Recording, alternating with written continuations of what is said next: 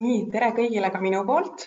Minu nimi on Mailika Hindrikson-Muru ja mina olen siis One Office Sweden AB juhatuse liige ja viin siis läbi tänase webinari, mis on siis suunitlusega just Eesti ettevõtjatele, kes siis plaanivad oma äritegevusega algust teha Rootsis, aga loomulikult ka juba neile ettevõtjatele, kes ka siis juba tegutsevad Rootsis.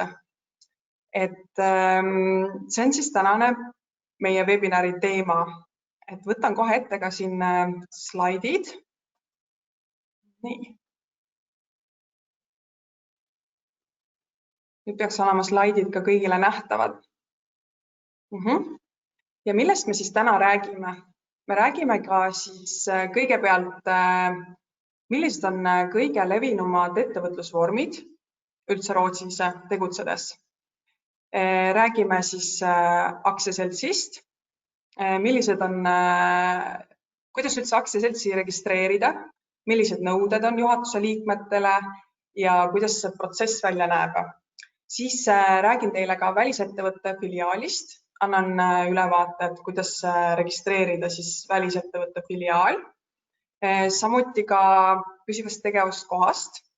Et paljudel Eesti ettevõtetel on just võimalus ka tegutseda Rootsis läbi oma Eesti ettevõtte ja siis tulekski jälgida seda, et kas sellel ettevõttel tekib püsiv tegevuskoht Rootsis või mitte.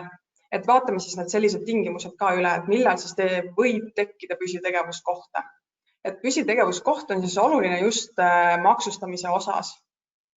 Ja siis, kui on teil ettevõtlusvorm olemas, et te teate juba, mis kujul või kuidas te soovite Rootsis tegutseda, siis on oluline ka, et sellel ettevõttel oleks maksuregistreeringud. Et peamised maksuregistreeringud ongi siis F-maksuregistreering, et ma arvan, et selle terminiga on päris paljud kokku puutunud. Et üldiselt ilma F-maksuregistreeringuta polegi võimalik Rootsis siis tegutseda. Siis on olemas ka käibemaksu kohustuslaseks registreering ja tööandjaks registreering. Et me vaatame läbi ka need maksuregistreeringud põhjalikumalt, kõik need liigid, et millal mingid registreeringud siis vaja läheb. Samuti, kui ettevõte tegutseb Rootsis, siis üks suur osa ja oluline osa on ka see, et tihti peavad need ettevõtted liituma ka ametiühingute või tööandjate liitudega. Ja loomulikult siis nad peavad juba Rootsis tegutsedes aluseks võtma ka kollektiivlepingud. Et seda teemat me puudutame ka põgusalt. Ja siis webinari lõpupoole annangi teile ülevaate siis peamistest maksudest. Et ongi tööjõumaksud, käibemaks, ettevõtte tulumaks ja kuidas toimub siis dividendide maksustamine. Ja siin dividendide maksustamise juures ma räägingi, et kuidas toimub Rootsi maksuresidentide maksustamine ja siis mitteresidentide maksustamine. Nii et need olekski siis tänased teemad. Et teile veel infoks nii palju, et kui teil tekib küsimusi, et siis te võite mulle kirjutada oma küsimusi questionite alla, et siin on olemas selline lahter, et siia võite enda küsimusi esitada. Ma kardan, et ma ei jõua neile vastata webinari käigus, aga kindlasti webinari lõpupoole ma proovin neile vastused leida. Ja juhul, kui juhtubki nii, et ma ei jõua kõigile küsimustele vastata, siis te võite ka mulle kirjutada, et minu meiliaadress on ka täiesti webinari lõpuslaidides olemas. Nii, aga alustame siis ettevõtlusvormidega.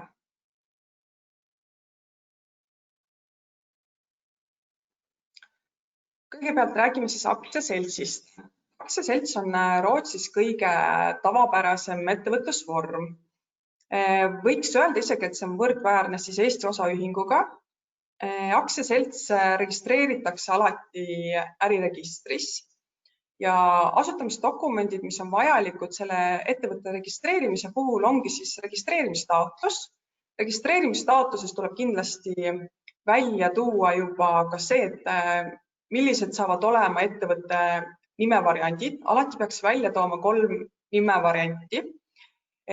kuhu see ettevõte registreeritakse, peab olema ettevõtte aadress. Rootsi puhul kindlasti on oluline silmas pidada seda, et ettevõtet ei saa registreerida kuhugi korteri aadressile, et peab olema alati eraldi juriidiline aadress. Te võite kasutada selleks ka täiesti mingit äriaadressi teenuste. Siis on oluline asutamisakte. Asutamisaktis te tootegi välja, kes on siis aktsionärid ja mis suurusjärgus nad neid aktsiaid, ettevõtte aktsiaid omavad. Siis on põhikiri ja panga originaaltõende. Et panga originaal, mis seoses pankadega nüüd ongi oluline see, et kui te hakkate ise seda ettevõtet asutama, on oluline see, et te juba eelnevalt pöörduksite panga poole ja annaksite neile teada, et te soovite ettevõtte asutada ja teil on vaja siis panga originaaltõendit.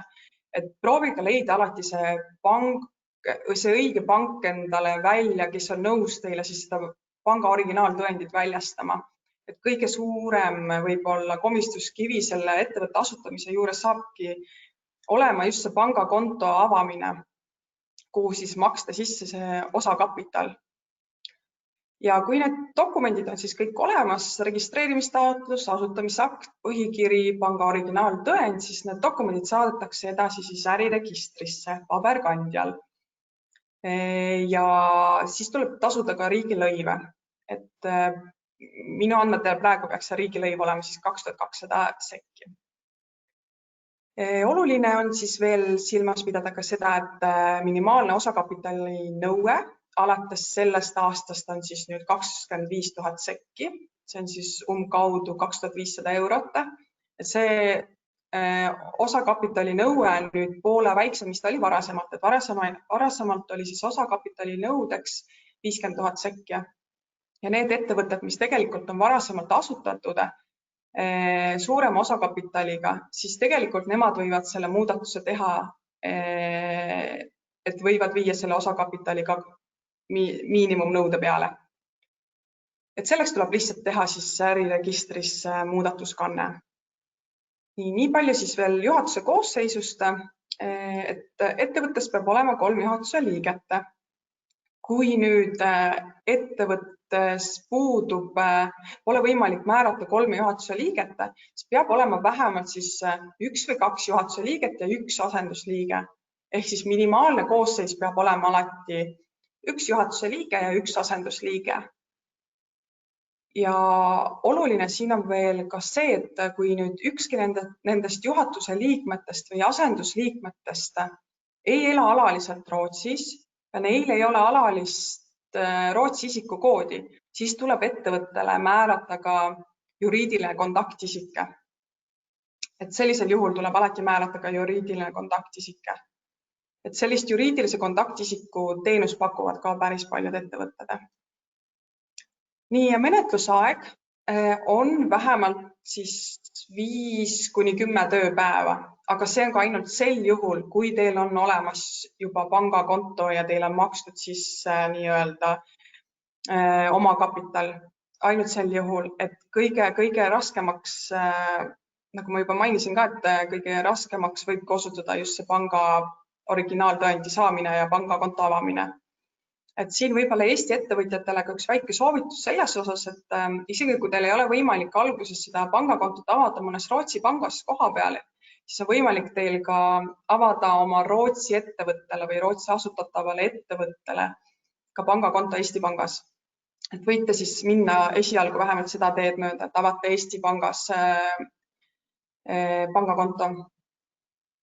Ja siis loomulikult tuleb ka määrata, kui te olete nüüd ettevõtte asutanud, see on äriregistris registreeritud, siis tuleb määrata sellele ettevõttele ka tegelik kasusaaja. Vähemalt 4 nädala jooksul, et seda kindlasti ei tohiks ka unustada. Ja seda tegelikku kasusaajat saab siis registreerida elektrooniliselt ja samuti tuleb tasuda siin siis ka riigilõive. Et need on siis nõuded, mis puudutavad just siis aktsiaseltsi. Ja kui me räägime nüüd edasi välisettevõtte filiaalist, et siis filiaal registreeritakse täpselt samuti äriregistris. Filiaali tegevuse ja kohustuste eest siis vastutab alati see välismaine äriühing. Ja mis nüüd filiaali puhul on eriline, on see, et välismaa äriühing peab määrama filiaalile siis eraldi volitusega tegevjuhi, et see volitus tuleb ka siis saata äriregistrisse.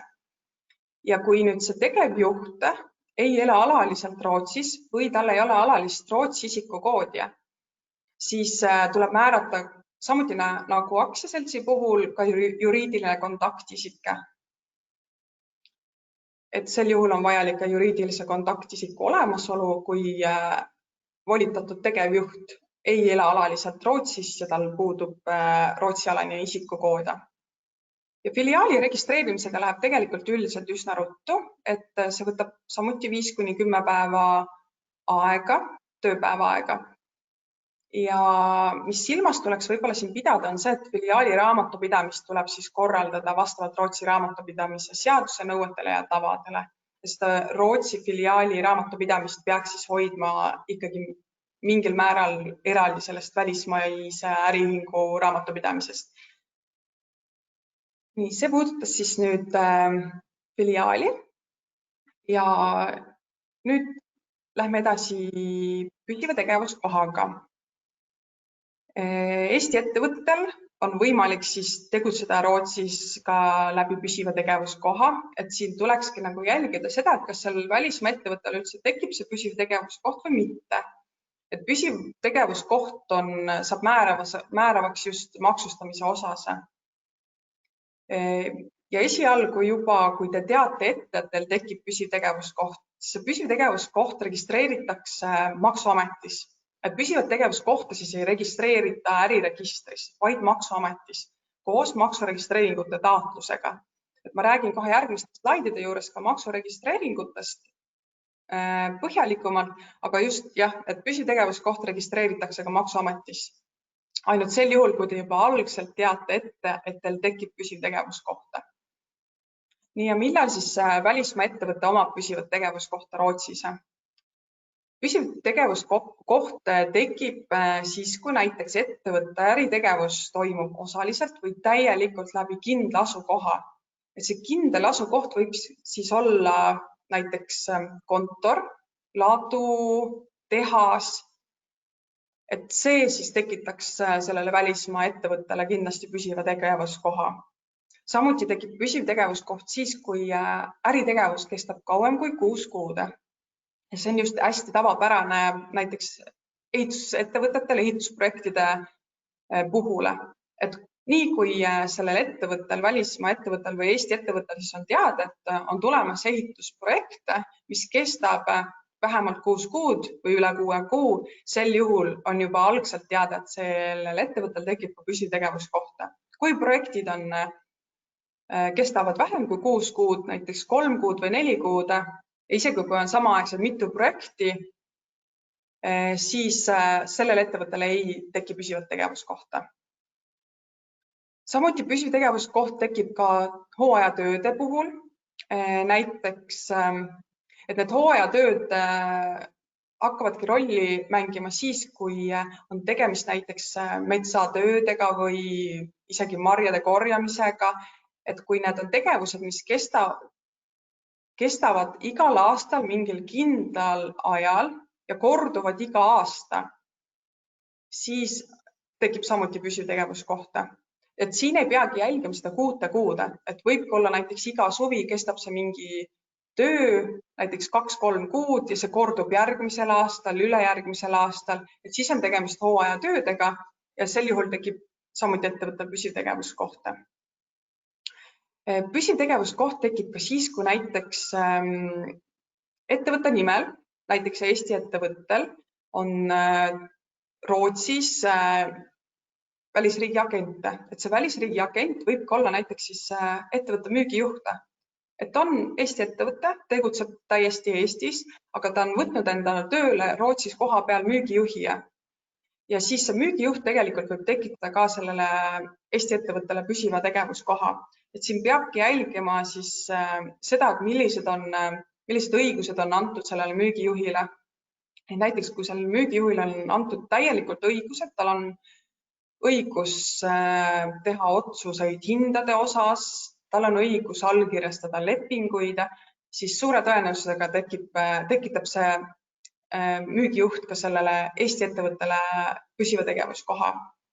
Aga kui on selline olukord, et selle müügijuhil on piiratud õigused, et kõik toimub läbi selle Eesti ettevõtte, siis suure tõenäosusega ei teki ka sellel Eesti ettevõttel püsivat tegevuskohta. Et kõik oleneb siis selle agendi puhul nendest antavatest õigustest. Ja samuti tekib ka püsiv tegevuskoht siis sel juhul, kui ettevõtted vahendavad tööjõurenti. Et nii kui Eesti ettevõte tegeleb ainult tööjõurendiga, ta vahendab seda tööjõudu mõnele teisele Rootsi ettevõttele, siis päevast number 1 tekib püsiv tegevuskoht. Et see on selline hästi tavaline eksimuskoht, et kus arvatakse, et tööjõurent on justkui teenus, mida osutatakse ja see ei tekita püsivat tegevuskohta. Aga tegelikult tekitab, seda tuleks kindlasti silmas pidada just nendel ettevõtetel, kes siis vahendavad tööjõurenti. Et see siis puudutas nüüd neid selliseid põhilisi ettevõtlusvorme, et enamasti ongi siis välismaa taustaga ettevõtjatel võimalus valida siis 3 ettevõtte vormi vahel, ongi siis aktsiaselts, filiaal ja siis võimalus tegutseda oma välismaa ettevõttega ja siis jälgida, et kas selle ettevõttel tekib siis püsiv tegevuskoht või mitte. Et ettevõtlusvormi valimisel tasukski siis mõelda läbi see, et mis on teie plaanitavad tegevused Rootsis, et kas teil on juba olemas koostööpartnerid.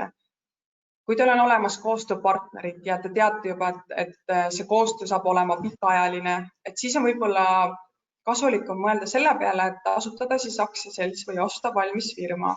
Kui teie tegevus on lühiajaline mingi ühe projekti raames, siis võib-olla on kasulikum tegutseda oma nii-öelda olemasoleva välismaa ettevõttega ja siis jälgida lihtsalt seda püsiva tegevuskoha osa, et kas tekib see või mitte. Et siin oleneb kõik sellest ka, et mis on teie plaanitavad tegevused, aga kindlasti suuremat usaldusväärsust tekitab see, kui te tegutsete Rootsi aktsiaseltsiga Rootsis. Et just kui te soovite leida uusi kliente juurde, et siis on kindlasti oluline just see, et te oleks võib-olla tegutseksite juba siis kohaliku ettevõttega. Nii et see oli siis see ettevõtlusvormide osa, et kui teil on selge, et millisel kujul te siis plaanite tegutseda Rootsis, et siis järgmine samm olekski see, et kõigile ettevõtetele, isegi kui te lähete Rootsi oma Eesti ettevõttega tegutsema, siis on oluline, et sellel ettevõttel oleks maksuregistreeringud. Et järgmine samm olekski siis vajalik ettevõttele teha maksuregistreeringud. Ja maksuregistreeringute taotlus siis esitatakse Maksuametisse. Ja mida siis saab taodelda? Et ongi maksuregistreering, saab püsiva tegevuskoha registreerida, saab registreerida käibemaksukohustuslaseks ja samuti ka tööandjaks. Tavaliselt menetlusaeg on siis minimaalselt 4–8 nädalat. 4 nädalat on tõsiselt väga harv juhus. Enamasti võtavad maksuregistreeringud aega kindlasti 2–3 kuud. Et see on üsna pikaajaline protsess. Ja see maksuregistreeringute taotlus on üsna detailne. Läbi tuleks mõelda kõik see informatsioon ja sisu, mis te sinna kirja panete, sest igal asjal võivad olla mingid tagajärjed just maksustamise osas. Et siin ka kindlasti mõelda põhjalikult läbi, et milline on see teie tegevus, plaanitav tegevus seal Rootsis ja vastavalt sellele täita siis ka see maksuregistreeringute taotluse.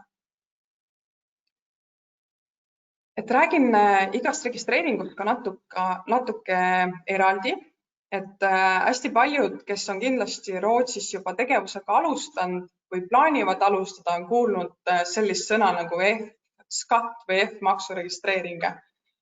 Ja päris paljud arvavad, et kohe, kui nad selle maksuregistreeringu endale taotlevad, et siis nad kohe peavad hakkama maksma ka mingit makse Rootsi.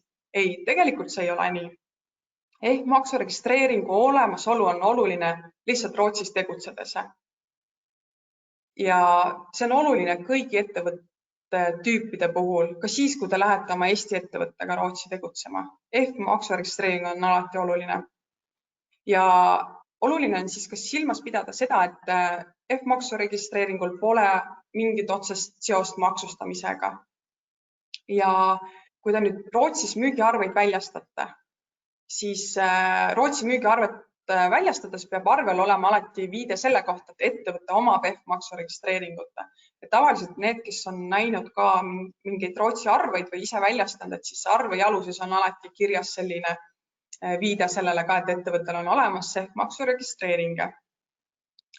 Ja mis siis juhtub, kui seda F-maksu registreeringut ei ole?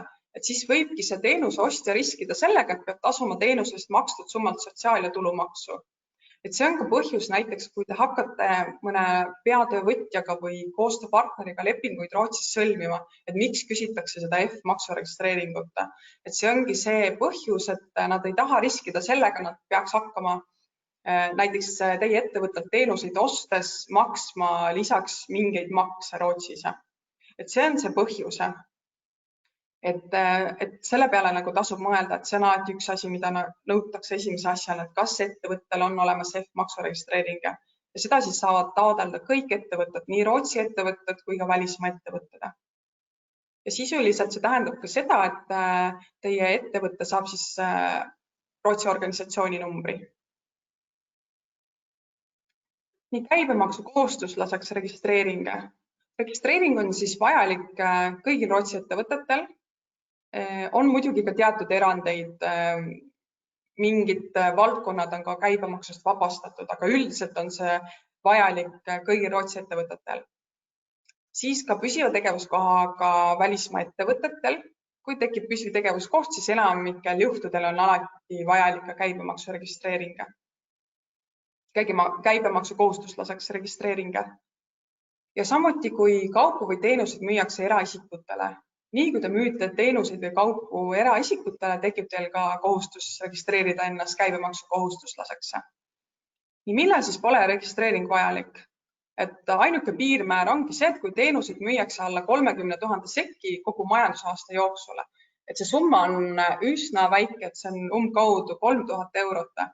Et kui te müüte alla selle summa mingeid teenuseid, siis ei ole vajalik käibemaksu kohustuslaseks registreering. Ja loomulikult on ka teatud erandid, et näiteks ongi jällegi erandiks see, et kui te olete nüüd välismaa ettevõttena, näiteks osutate mingit teenust seal Rootsis koha peal, teil ei teki püsivat tegevuskohta, aga te osutate seda teenust mingi näiteks projekti raames, mis kestab ainult 3 kuud, käibe tekkimiskoht on Rootsi, siis sel juhul on teil juba vaja ka seda käibemaksu kohustuslaseks registreeringut. Et teatud selliseid erandeid on ka alati. Ja siis on tööandjaks registreerimise kohustus. Et tööandjaks registreerimise kohustus on siis kõigil Rootsi ettevõtetel, kellel on palgalised töötajad. Et nii kui teil töötajaid ei ole või te ei plaani ka ettevõttesse võtta töötajaid, siis tegelikult seda tööandjaks registreerimise kohustust teil ei ole. Ja samuti, mis puudutab siis ka püsivat tegevuskohta. Et kui sellel püsival tegevuskohal on palgalised töötajad Rootsis, jällegi on vajalik ka see tööandjaks registreerimise kohustuse. Ja samuti ka nendel ettevõtetel, kellel puudub püsiv tegevuskoht Rootsis, aga nende töötajad on viibinud kauem kui 2 aastat Rootsis, siis sel juhul tekib ka see tööandjaks registreerimise kohustuse. Sellepärast, et 2 aastat on see maksimaalne lähetusaeg, mida teie töötajad saavad siis kasutada. Ja siin juhul on ka teatud erandid jällegi, et jällegi erandina võib välja tuua selle, et kui on Eesti ettevõte, tal on olemas seal Rootsis kohapeal rootslasest müügijuhte, kes siis töötab, elab Rootsis, tema maksud peavad Rootsi minema. Sel juhul peab see Eesti ettevõte ka registreerima ennast Rootsi maksuametis tööandjaks. Et sel juhul isegi ei ole näiteks vaja maksu registreeringut, vaid teil ongi vajalik ainult see tööandjaks registreerimine. Et midagi muud ei ole vaja. Et selliseid erandeid on ka alati. Et see osa siis puudutaski maksuregistreeringuid. Et kui on ettevõtte registreeritud, asutatud, maksuregistreeringud tehtud, siis võib juhtuda ka see, et teil on ka kohustus korraga liituda ka mõne ametiühingu või tööandjate liiduga. Et tihti näiteks ongi ehitusettevõtted, kes hakkavad sõlmima siis lepingut mõne peatöövõtjaga, siis tihti on seal tingimustes juba välja toodud see, et sellel ettevõttel peab olema ehk maksuregistreering ehk siis tal peavad olema maksuregistreeringute taotlused tehtud. Ja teine tingimus tihti on ka see, et peab olema ametiühinguga liitumine ja sealjuures on alati ka veel teatud tingimusi, nagu et peab olema tervishoiuorganisatsiooniga leping, kindlustusfirmaga eraldi leping, et neid tingimusi peab põhjalikult vaatama, aga kõige olulisemad on just jah, et maksuregistreeringud oleks olemas ja tihti ka ametiühingu või tööandjate liiduga sõlmitud leping. Et Rootsis ongi tööjõuturg on suures osas tegelikult reguleeritud tööandjate liitude ja ametiühingute omavaheliste kokkulepetega. Ja nendeks kokkulepeteks ongi siis kollektiivleping. Et kollektiivleping on siis igas sektoris on oma kollektiivleping. Ja seda siis peaks jälgima, et kui te olete liitunud mõne ametiühinguga või tööandjate liiduga ja seda peaks vaatama, et milline kollektiivleping siis kehtib just selles sektorisse. Tavaliselt kollektiivlepingud on hästi selline paks raamat, A4 paberid, vähemalt umbes 100 lehekülge. Et mis teie jaoks on kõige olulisem sealt jälgida ongi see, et millised on need töötingimused, mis peavad olema tagatud nendele töötajatele kui ka töötasu. Et kui Rootsis muidu ei ole miinimumpalga määra, siis nendes kollektiivlepingutes, kui teil on kohustus jälgida kollektiivlepingut, siis seal on alati toodud välja miinimumtunnitasud või töötasu. Et seda kindlasti siis jälgida, et kui teil on kohustus liituda ametiühinguga või tööandjate liiduga, siis kindlasti peate jälgima neid tingimusi. Ja samuti puhkuspäevade arv, et kui muidu on Rootsis 25 tööpäeva, puhkuspäevade arvuks, siis kollektiivlepingutes on see puhkusepäevade arv alati suurem, et kas 30 ja just tööpäeva, mitte kalendripäeva nagu Eestis, et seda ka kindlasti jälgida. Nii ametiühingutesse siis kuulub tegelikult umbes 70% palgatöötajatest ja ametiühingud kaitsevad siis alati töötajate huve. Ja tööandjate liitudes kuulub umbes iga 10. ettevõtja ja tööandjate liidud kaitsevad siis alati tööandjate huve. Et mis ongi oluline, et näiteks kui te juba kuulute näiteks ametiühingusse, siis on oluline ka võib-olla see, et või soovitus, et liituksite ka tööandjate liiduga. Et teil ei ole kunagi õigus ise astuda nii-öelda vaidlustesse ametiühinguga, kui te soovite mingit kollektiivlepingu tingimusi muuta. Et seda saab teie eest teha ainult tööandjate liite. Et sellepärast on võib-olla soovituslik ka see, et liituksite ka mõne tööandjate liiduga. Et see on selline väike soovitus. Et jah, nendest ametiühingutest väga nagu mööda ei pääse, et vabatahtlikult ma vist ei tea ühtegi ettevõtet, kes oleks liitunud sellega, aga alati on võimalus ka liituda vabatahtlikult.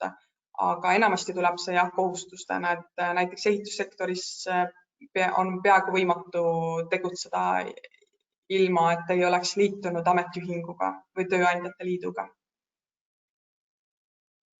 Nii, et nüüd ettevõtte pool selline maksuregistreeringud ja ametiühingute osa on räägitud, et vaataks nüüd ka üle, et millised on siis sellised põhilised maksud Rootsis ja millised need maksumäärad on, et te teaksite juba eelnevalt ka arvestada sellega. Tööandja maksude osas, siis, mis puudutab sotsiaalmaksu, siis sotsiaalmaksumäär on 31,42%.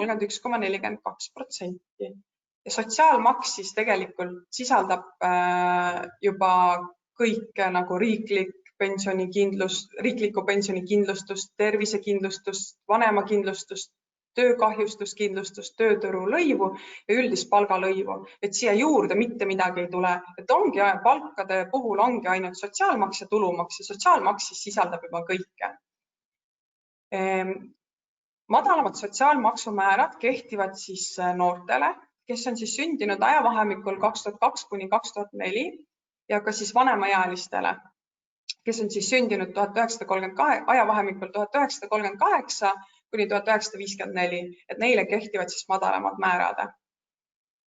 Ja mis on siis üks selline oluline teada veel ka see, et kui te oletegi nüüd tegutsete Rootsis, teil on töötajad Rootsis, aga teie ettevõttel puudub püsiv tegevuskoht. Tooks näitena jällegi see, et te olete Eesti ettevõte, teil on see rootslasest müügijuht seal Rootsis, kelle puhul te maksate siis palga ja kõik palgamaksud Rootsi, et sel juhul on sotsiaalmaksumääraks ainult 19,8%. Et ei ole sotsiaalmaksumääraks 31,42% ja see kehtib siis ainult siis, kui ettevõttel ei ole Rootsis püsivat tegevuskohta ja tal on Rootsis olemas nii-öelda kohapeal töötajad, et siis on sotsiaalmaksumääraks 19,8%. Ja see on just sellepärast, et need välismaa ettevõtted ei pea maksma tööturulõivu. Et selle võrra on siis see sotsiaalmaksumäär madalam. Ja need määrad kindlasti võivad igal aastal muutuda, just mis puudutab siis seda soodsamat sotsiaalmaksumäära. Nii tulumaks. Et see vist on päris paljudel juba teada, et Rootsis on tulumaks astmeline ja see koosneb siis kohalikust ja riiklikust tulumaksust. Kohaliku tulumaksumäär siis jääb 28–35% vahele. Ja teatud piirmäärades siis lisandub sellele kohalikule tulumaksumäärale juurde veel ka riiklik tulumaks, milleks on 20%. Et kui näiteks ongi teie aastane sissetulek kuni 509 299 sekki, siis teie rakendate ainult seda kohalikku tulumaksu. Ja kui see piirmäär on üle 509 300 000 sekki, siis lisandub sellele kohalikule juba ka juurde riiklik tulumaksumäär 20%. Et seda nagu peaks siis vaatama ka, et mis see aastane sissetulek on.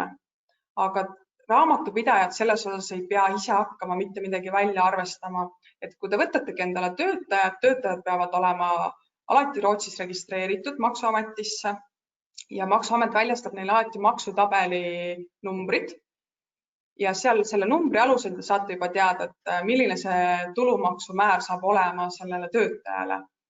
Ja palkade arvestamisel ongi siis kaks võimalust, et kasutada maksutabelit, et kui te oletegi saanud sellele töötajal teada selle tulumaksutabeli numbri, siis selle alusel te saategi vaadata juba seda maksutabelit. Ja seda on väga lihtne kasutada palkade arvestamisel just selles osas, kui on teada, mis on töötaja brutotasu, siis kohe te saate selle maksutabelist teada ka, mis vastab sellele brutotasule, milline tulumaksumäär. Ja teine võimalus on siis kasutada 30% reeglit, et kui teil tõesti töötaja ei ole edastanud seda maksutabeli numbrit ja te ei tea, kuidas tema tulumaksu arvestada, siis võite kasutada ka 30% reeglit. Et see siis kehtib tulumaksu puhul, eraisiku tulumaksu puhul. Nii, kui me lähme edasi käibemaksuga, siis üldine käibemaksumäär on 25%. Toidu- ja majutusteenuste puhul on maksumääraks 12% ja see, mis puudutab siis transpordi, kirjanduse, spordi ja kultuuriürituste pileteid, igasuguseid pileteid, siis on käibemaksumääraks 6%. Ja mingid teenused on ka käibemaksust vabastatud, nagu siis meditsiin, hambaravi, sotsiaalteenused, haridus, panga- ja kindlustusteenused, et need on siis täielikult käibemaksust vabastatud. Ja nagu ikka, siis kehtib ka käibemaksu puhul teatud hulk erireegleid. Et võib-olla kõige tähtsam selline erireegel, mis võib teile just oluline olla, ongi see, et mis puudutab ehitussektorit. Et ehitussektoris siis kasutatakse pöördmaksustamist ehitusteenuste müügi puhul. Ja sellisel juhul siis lasub alati maksukohustus teenuse ostjal, mitte teenuse osutajale. Et näiteks, kui te müütegi üks ehitusettevõte, müüb teisele ehitusettevõttele ehitusteenust, siis arvel on käibemaksuks 0%, mitte 25%. Et see on selline erireegel, mis kehtib siis ehitussektoris. Ja samuti on erireegliks ka see, et näiteks tuleb maksta käibemaksu kasutatud asjade müügitulu pealt. Et kui ettevõte on ostnud mingi kasutatud asja ja müüb selle edasi, siis selle müügitulu pealt tuleb maksta 25% käibemaksu. Ja samuti on teatud erireeglid kehtivad ka autode liisingu ja ostu puhul. Et näiteks kui ettevõte liisib autot, siis on lubatud tagasi küsida käibemaksu ainult 50%, mitte 100%. Vahepeal on see arvetel ilusti välja toodud ka, et ongi 50% see käibemaks. See on ilusti eraldi real välja toodud, aga võib juhtuda ka, et ei ole, et siis te teate, et raamatupidamisest tohib küsida käibemaksu tagasi ainult 50% ulatuses. Ja näiteks autode ostu puhul, kui ettevõte ostab endale auto, siis pole üldse lubatud käibemaksu tagasi küsida. Aga siin on ka teatud erandid, et näiteks kui ongi tegemist autode ostu müügi vahendusfirmadega, et neile kehtivad siis jällegi teised reeglid, et seal on lubatud käibemaksu arvestada. Nii et nii palju siis käibemaksust.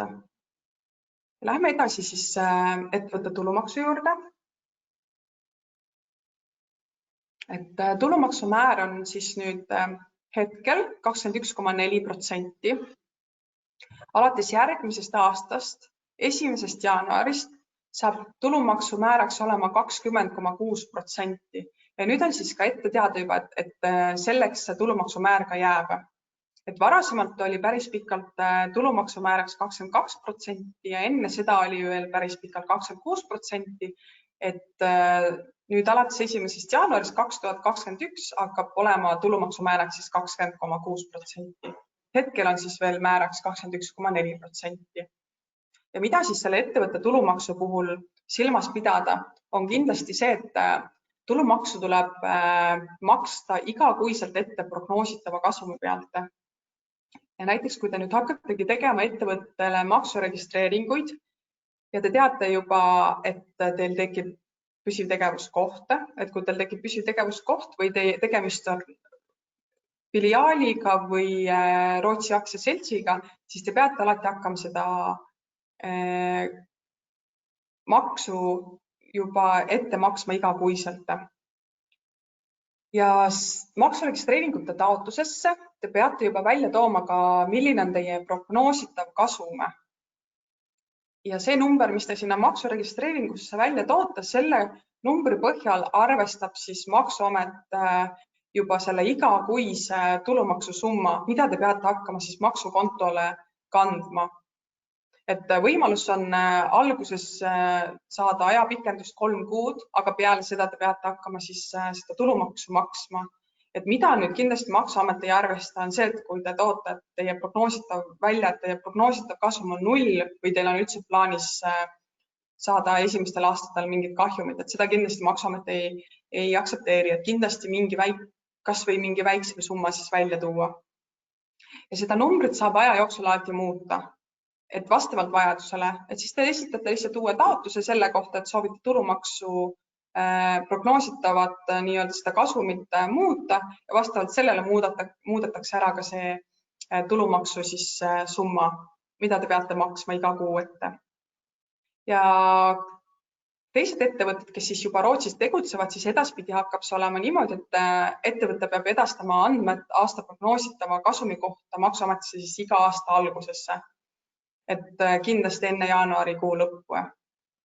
Ja nagu ma juba ütlesin ka, et neid andmeid saab alati muuta ja tegelikult teoorias kehtibki see siis niimoodi, et esimene aasta, kui te tegutsete, maksate siis selle tulumaksu ette, siis järgneval aastal te deklareerite nii-öelda selle reaalse tulemuse, mis siis raamatupidamine näitab, mille te toote välja ka tuludeklaratsioonis. Siis selle teise aasta lõpus tuleb ettevõttele ka maksuotsus Maksuameti poolt. Tavaliselt tuleb see siis detsembrikuu keskpaigas. Seal maksuotsuses on siis välja toodud, et on tehtud tasaarveldus selle nii-öelda varasemalt makstud tulumaksu osas ja siis seal tuuakse välja ka see, et kas te peate siis juurde maksma tulumaksu või saate tagasi. Et kui te peate juurde maksma, siis teil on tegelikult võimalus seda teha 3 kuu jooksul peale seda, kui te olete selle maksuotsuse kätte saanud. Ja kui saate tagasi tulumaksu, et siis tegelikult paari nädala jooksul peale selle maksuotsuse saamist makstakse juba see tulumaks, enam makstud tulumaks ka ettevõttele tagasi. Et see on siis see info, mis puudutab ettevõtte tulumaksu. Nii, ja lähme siis edasi ka dividendide maksustamisega. Et siin tulebki jälgida seda, et kui on tegemist aktsiaseltsiga ja tuleb jälgida seda, et kas teie aktsiate omanikuna olete siis Rootsi maksuresident või olete te näiteks Eesti maksuresidente. Et vastavalt sellele toimub maksustamine siis ka erinevalt. Kui on tegemist Rootsi maksuresidentidega. Rootsi maksuresidendid on siis need, kes elavad siis alaliselt Rootsis ja neil on alaline isikukood. Ja siin toimub siis dividendide maksustamine 3 osas. Et kõigepealt tegelikult toimubki ära siis ettevõtte kasumi maksustamine tulumaksuga ja siis toimub eraisiku tasemel juba dividendide maksustamine. Ja kõigepealt esimeses tasemes saab siis kasutada nii-öelda 3-12 reeglit. Selle reegli puhul on maksumääraks 20% ja see on siis nii-öelda, see reegel kehtib siis alampiirmäärani. Ja see 3-12 reegel sisuliselt jaguneb veel 8. Et te saate ise valida, kas te kasutate selle alampiirmäära puhul põhireeglit, mis siis sisuliselt tähendab seda, et 50% kogu aasta palkade summast saate kasutada siis selle piirmäärana või siis kasutate lihtsustatud reeglit, kus on siis iga aasta Maksuamet toob välja ise selle piirmäära summa. Ehk siis näiteks sellel aastal 2020 kehtib selline piirmäär, mis on 177 100 000 sekki. Et siin peab ise valima siis, et mis on teile kasulikum. Aga esimesel tasemel on alati alampiirmäärani kehtib siis maksumäär 20%. See vahe, mis jääb siis alampiirmäära ja kõrgema piirmäära vahele, seda osa siis tegelikult maksustatakse täpselt samal kujul, nagu toimub ka palkade puhul tulumaksu arvestuse. Kasutatakse tulumaksutabelit või siis 30% reeglit. Et see keskmine osa toimub võrdväärselt siis palgaga, see maksustamine. Ja kõik, mis on siis üle selle kõrgema piirmäära, siis seda osa maksustatakse kapitalimaksuga. Et selleks on 30%. Et Rootsi maksuresidentide puhul siis toimubki see dividendide maksustamine 3 osas. Enamasti kasutatakse ainult seda esimest punkti, et võetaksegi välja nii palju dividende, et oleks maksumääraks 20%. Et lihtsalt kõik, mis võetakse juba edasi, suuremad summad, et see ei ole enam kasulik, et siis sama hästi võib see omanik näiteks võtta juba palka ettevõttest välja. Ja see, mis puudutab mitte Rootsi maksuresidente, et kui me räägime näiteks Eesti residentidest, et kui ongi näiteks Rootsi ettevõttel Eesti residentidest aktsionäride, siis maksulepingu alusel tegelikult nemad maksavad ainult 15% tulumaksuks. Et sel juhul on kõige soodsam on veel olla Eesti maksuresidente. Ja kui maksulepinguid ei ole, siis kehtib kapitalimaks, milleks on 30%. Et see puudutab siis nüüd dividendide maksustamist. Et nüüd on minu poolt antud teile ka ülevaade ära maksude osas. Ja kui te soovite ise täpsemalt informatsiooni vaadata maksude kohta või kuidas toimub ettevõtete registreerimine, siis olen välja toonud siin ka Rootsi maksuameti lingi. Enamasti on see kodulehekülg rootsikeelne, aga mingi osa infost on juba ka inglise keeles olemas, et te võite ise vaadata siis. Siis on Rootsi äriregistri link, et siin saate samuti informatsiooni selle kohta, kuidas toimub ettevõtete asutamine, millised on vajalikud dokumendid, et kuidas see protsess välja näeb. Ja siis on samuti meie link meie koduleheküljele, kus te saate täpsemalt informatsiooni kõigi meie teenuste kohta. Ja siin olen ma välja toonud ka veel eraldi lingina, et millised teenused meie pakume Rootsis. Et meil on siis 4 põhiteenust, et see, mis puudutab ettevõtte alustamist, et meie müüme ka valmis firmasid, et kui te olete nagu läinud seda teed mööda, et te soovite endale Rootsi aktsiaseltsi, et siis ongi kahe variandi vahel, et kas te ostate korraga valmis firma, mis on palju kiirem ja soodsam variant, või te soovite ise ettevõtte asutada. Samuti aitame meie kõiki kliente ka ettevõtte asutamise puhul, kõikide dokumentide vormistamisele. Samuti saame aidata filiaali registreerimisega, püsiva tegevuskoha registreerimisega ja maksuregistreeringute puhul. Et maksuregistreeringute osas ma kindlasti soovitan vähemalt võtta kas või konsultatsiooni, enne kui te hakkate ise neid registreeringuid tegema, et olla veendunud, et mis informatsioon ikkagi peab sinna minema, millisel kujul ja mis on kõige kasulikum teile. Siis on meil virtuaalkontori teenus, see sisaldab siis tegelikult äriaadressi, et kõik ettevõtted, kes Rootsis siis registreerivad ennast, et neil peab olema, just kui ma räägin nüüd aktsiaseltsidest või ka filiaalidest, neil peab olema siis aadresse. Ja see aadress ei tohi olla siis kusagil korteris või kodus, vaid see peab olema ikkagi äriaadress, kas on kontor või siis ostatagi nii-öelda siis äriaadressi teenuse sisse. Samuti pakume kontoriruumide renti, töökohtade, koosolekute ruumide rente ja ka kõnehalduse sekretäri teenuste.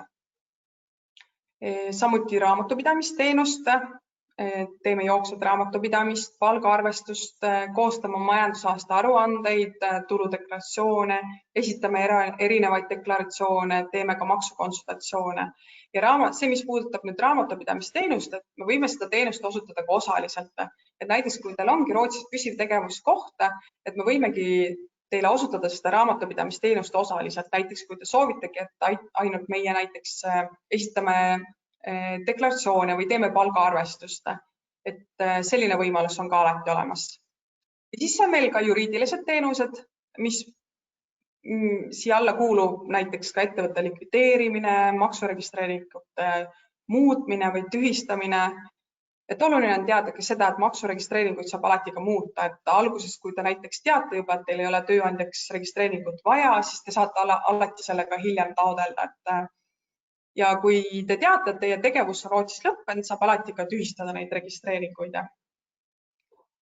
Samuti aitame suhtlusel ametiühingutega, igasuguste juriidiliste dokumentide koostamisega, ID06 teenus, juriidilised ja rahvusvahelised konsultatsioonid.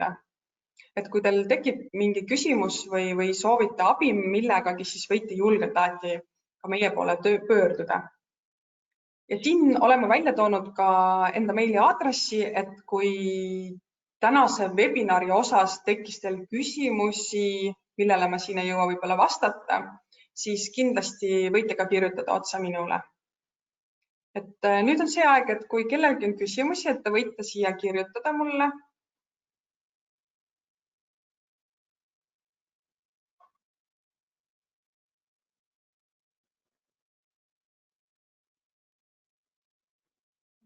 Nii. Üritan aru saada, keegi on kirjutanud mulle küsimuse, aga ma ei näe seda.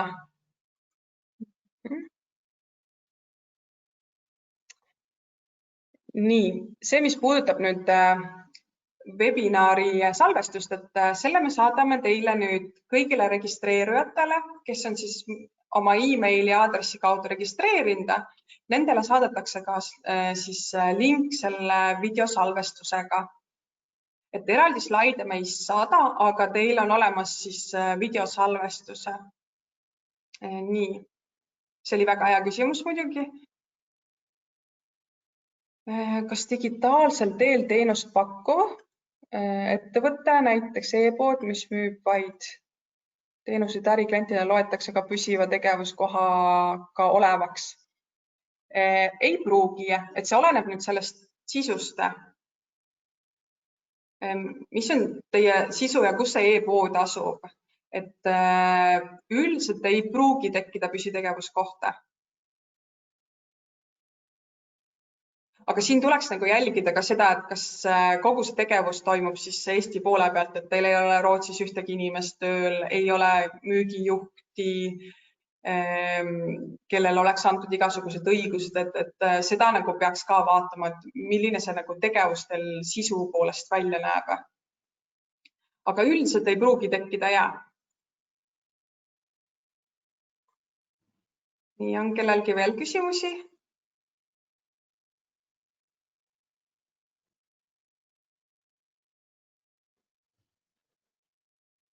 Nii, keegi küsib, kui palju teil valmis Rootsi ettevõte maksab? Rootsi ettevõte maksab 15 000 Rootsi krooni pluss siis Rootsi käibemakse.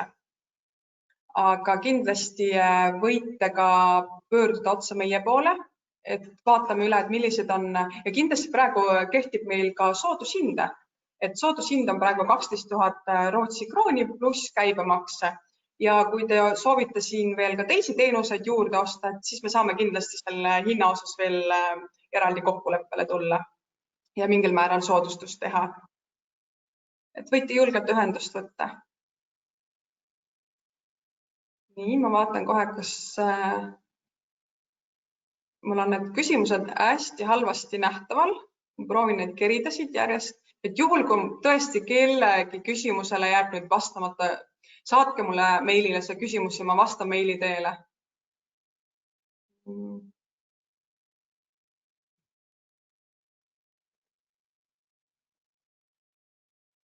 Nii, keegi küsib, tere, kuidas Eestis avada pangakontot Rootsi ettevõttele? Väga hea küsimus jällegi. Et nüüd oleneb sellest, et kas teil on juba see Rootsi ettevõte olemas. Kui teil on see Rootsi ettevõte olemas, siis te peaksite võtma kindlasti selle Rootsi ettevõtte kohta äriregistri väljavõtte, laskma selle Rootsi notaril apostillida ja siis päris tihti mõned pangad küsivad ka ettevõtte põhikirja juurde. Et need on kindlasti sellised dokumendid, mida läheb vaja selleks, et te saaksite nii-öelda selle Rootsi ettevõttele Eestis pangakontoga avada. Aga minu soovitus on see, et pangad toimivad nagu erinevalt, et te võite nagu pöörduda oma Eesti panga poole ja küsida täpselt järgi, mida on selleks vaja, et te saaksite oma Rootsi ettevõttele siis pangakonto avada siin Eesti pangas. Et suhelge eelnevalt pangaga, et nad toimivad natuke erinevalt, et see dokumentide nõue on ka natuke erinev just Eesti pankade vahele. Nii. Kas finantsteenust on kuidagi teisiti maksustatud? Üldiselt ei ole, aga siin oleneb ka, milliseid teenuseid te nüüd silmas peate, et mingid teenused on isegi käibemaksust vabastatud. Et selles osas peaks ka nagu täpsemalt kirjeldama, et mis need finantsteenused täpselt on. Ja alati, kui ongi näiteks ettevõte tegutseb finantsteenuste müügiga, et siis oluline on ka teada seda, et siis peaks olema ka see ettevõtte registreeritud Finantsinspektsiooni. Seda võiks ka nagu vaadata ja jälgida. Nii. Vaatame.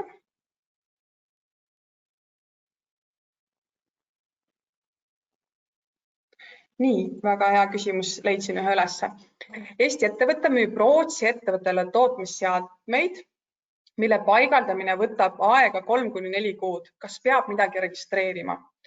Üldiselt siin võib tekkida teil käibe tekkimise koht, mis tähendab seda, et see paigaldamine just, et siin juures võib tekkida see, et te peate ettevõtte registreerima käibemaksukohustuslaseks Rootsi. Ja siin juures oleks vaja ka, kuna te peaksite arve esitama Rootsi käibemaksuga, siis on vajalik ka F-maksu registreering. Aga nüüd tuleks vaadata ka seda, et kas ettevõte kuulub ehitussektori alla või mitte. Et kui ta kuulub ehitussektorisse, siis võib olla isegi see, et suure tõenäosusega ei ole teil ühtegi registreeringut vaja. Seda peaks ka täpsemalt vaatama seda ettevõtte sisu. Et ma kaldun arvama, et tegemist on ettevõttega, mis kuulub ehitussektori alla ja see on ehitusteenused, siis on isegi see erand, et see ettevõte võib väljastada arve oma Eesti käibemaksu numbri all ja käibemaksumääraks on siis 0% ja ei ole vaja registreeringuid, aga võiks üle täpsustada. Nii, vaatame, kas on siin veel mingeid küsimusi.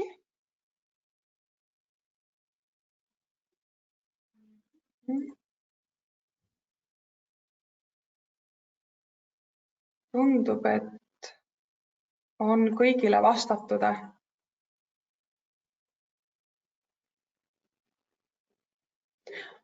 Väga hea küsimus jällegi. Kui kiiresti saab valmis Rootsi firma oma nimele registreerida ja kasutama hakata? Et tegelikult kui te ostate valmis firma, siis tegelikult selle ümber registreerimine käib ruttu umbes 5–10 päeva jooksul, kui kõik dokumendid on eelnevalt täidetud ja äriregistrisse saadetud, siis see menetlusaeg võtab umbes 5–10 päeva, tööpäeva aega. Et see protsess läheb üsna kiirelt, aga nüüd teine samm, mis ongi see, et nüüd oleneb, kas teil on ka vaja koheselt tegutsemiseks maksuregistreeringuid. Et kui teie nimel on valmisfirma registreeritud, siis te saate näiteks lepinguid sõlmida ja te saate sellega tegutseda. Aga kui te soovite näiteks hakata arveid väljastama, sel juhul oleks ka vaja maksuregistreeringuid ja siis tuleks teha ka maksuregistreeringute taotlus, et sellel valmisfirmal ei ole maksuregistreeringuid. Et maksuregistreeringute taotlus tuleks sel juhul teha ja siis tuleks arvestada sellega, et võib võtta 2–3 kuud aega. Et siin oleneb ka, et mida te silmas peate, et kas te saate hakata kasutama seda ettevõtet, et kasutama saate koheselt hakata, kui ettevõte on ümber registreeritud teie nimele, aga siin oleneb ka see, et kas te mõtlete selle all ka seda, et saaksite kohe hakata ka arveid väljastama, et siis sel juhul on vaja ikkagi ka maksuregistreeringuid. Aga muidu lepingu sõlmida ja selliseid toiminguid saate koheselt teha, näiteks pangakontot avada. Nii. Kas valmisfirmaga kaasneb ka pangakonto avamine? Ei, te peate sellele valmisfirmale ise avama pangakonto. Et see on natuke lihtsam, sest ettevõte on juba registreeritud ja siis te saate vaadata, et kas te siis avate sellele valmisfirmale pangakonto Eesti või Rootsi. Et soovitus on, kui teil on kiire selle pangakonto avamisega, et siis võib-olla esialgu Eesti avada. Aga kui teil nii kiire ei ole, siis võite ka muidugi proovida korraga Rootsi avada. Ja see oleneb hästi palju ka sellest, et kus asuvad juhatuse liikmed. Kui juhatuse liikmed on Rootsi kodanikud või Rootsis alaliselt elavad isikud, kellel on olemas alalised isikukoodid, siis ei pruugi üldse tekkida probleeme ettevõttele pangakonto avamisega. Aga kui teil need tingimused pole täidetud, siis võib juhtuda ikkagi see, et see võib saada nagu üsna raskeks ja keeruliseks protsess, et siis on võib-olla lihtsam esialgu avada Eesti ja kui on teil juba ettevõtte tegevust ette näidata mingil määral, et siis on natuke lihtsam ka avada hiljem ka Rootsi seda pangakontot.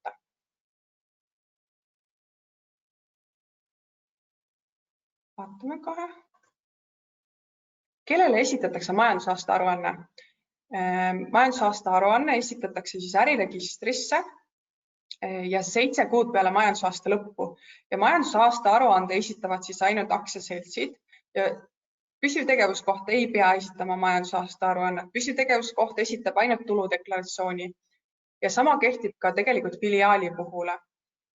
Et filiaal üldiselt, kui on tegemist siis Eesti taustaga ettevõttega, siis see filiaal esitab ainult emaettevõtte majandusaasta aruande koopia, kinnitatud koopia äriregistrile. Peale 3 kuu jooksul peale seda, kui on majandusaasta aruanne siis allkirjastatud. Et ainult siis aktsiaseltsid esitavad majandusaasta aruande äriregistrisse 7 kuud peale majandusaasta lõppu.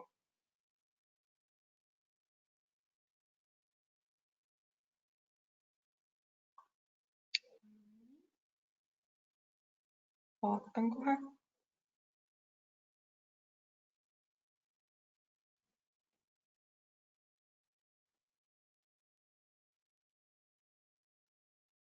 Nii, keegi kirjutab siin ka, et kui maksuametis ei ole avansilist ettevõtte tulumaksu nõuet, mida tuleks teha?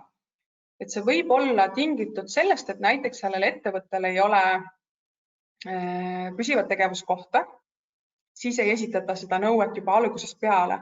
Aga kui on nüüd selline olukord, et teil on juba Rootsis tegutsev ettevõte, siis seda nõuet üldiselt ei esitata siis, kui eelnevalt on ettevõte deklareerinud näiteks kahjumi.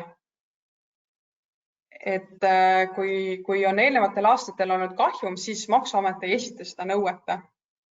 Et siin oleneb nagu, mis teie puhul kehtib, et kas puudub siis püsiv tegevuskoht või on varasematel aastatel olnud kahjum ettevõttele, et siis ei esitata ka seda nõuet.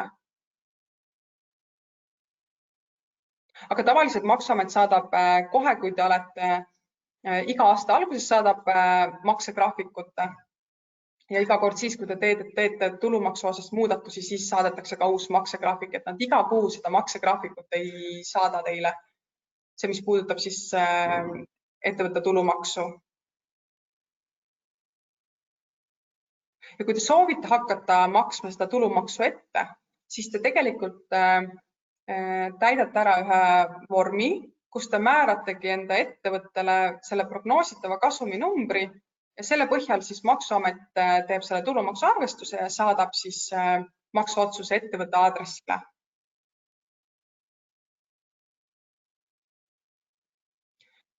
Nii, küsitakse ka sellist asja, et kas meie aitame Rootsis teilt ostetud AB-le pangas konto avamisega. Üldiselt me tegelikult seda teha ei saa. Seda saavad teha ainult ettevõtte omanikud või juhatuse liikmed.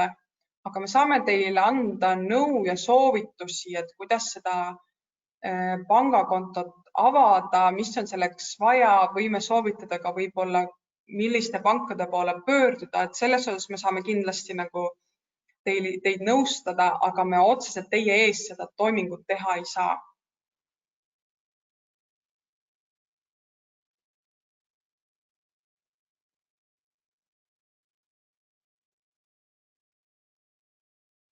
Nii, kas ilma Rootsi isikukoodita on võimalik esitada deklaratsiooni Rootsi Maksuameti elektrooniliselt? Siiani ei ole see toiminud, just elektrooniliselt esitamine, et selleks, et elektrooniliselt saaks esitada deklaratsioone, peab olema Rootsi isikukood ja pank-ID ja pank-ID on seotud jällegi eraisiku pangakontoga, Rootsi pangakontoga, need on omavahel seotud, et kui teil ei ole Rootsi isikukoodi, siis on üldiselt väga raske saada pangakontot ja siis ka seda pank-ID-d, mida on vaja selleks, et saaks elektrooniliselt siis Maksuametis sisse logida ja neid deklaratsioone esitada.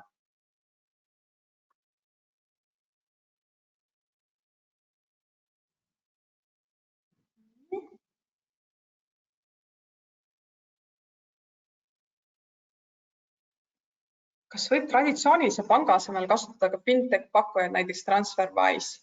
Ja võib küll, aga siinkohal ma jään praegu vastuse võlgu selles osas, et mis puudutab ettevõtte asutamist, et kas osakapitali saab kuidagi sinna sisse maksta ja kas ma kahtlen, et see nagu protsess nagu on võimalik, aga muidu võib küll, ja.